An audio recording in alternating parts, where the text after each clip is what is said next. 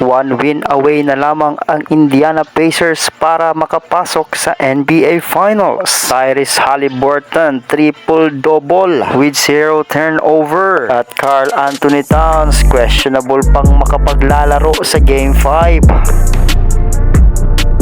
Pinangunahan ni Tyrese Haliburton ang Indiana Pacers sa Game 4 upang makuha ng kanilang kupunan ang 3-1 lead kontra sa New York Knicks. Nagtala lang naman ang star point guard ng Pacers ng 32 points, 12 rebounds at 15 assists. At siya lamang ang pangatlong player na nakagawa ng ganyang triple-double na may at least 30 points, 15 assists at 10 rebounds. Tanging si Oscar Robertson, Nikola Jokic at Tyrese Haliburton lamang ang nakagawa ng ganyang record. Tumulong sa kanya upang pangunahan ang Indiana Pacers sa panalo ay si Pascal Siakam na nagtala ng 30 points, 5 rebounds at 2 assists.